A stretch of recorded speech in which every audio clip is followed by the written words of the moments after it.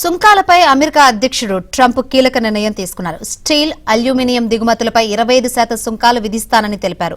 మంగళవారం నాటికి పరస్పర సుంకాలను ప్రకటిస్తానని, అవి వెంటనే అమల్లోకి వస్తాయన్నారు. అయితే టారిఫ్ల విషయంలో ఏ దేశాలను లక్ష్యం చేసుకున్నది మాత్రం ట్రంప్ ఇంకా వెల్లడించలేదు.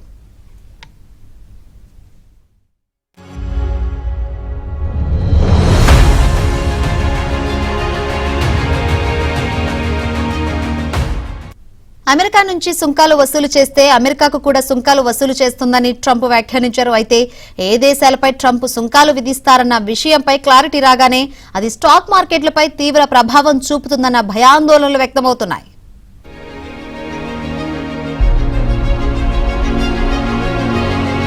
మంగళవారం నాటికి పరస్పర సుంకాలను ప్రకటిస్తానని, అవి వెంటనే అమల్లోకి వస్తాయన్నారు. అయితే టారిఫ్ల విషయంలో ఏ దేశాలను లక్ష్యం చేసుకున్నది మాత్రం ట్రంప్ ఇంకా వెల్లడించలేదు.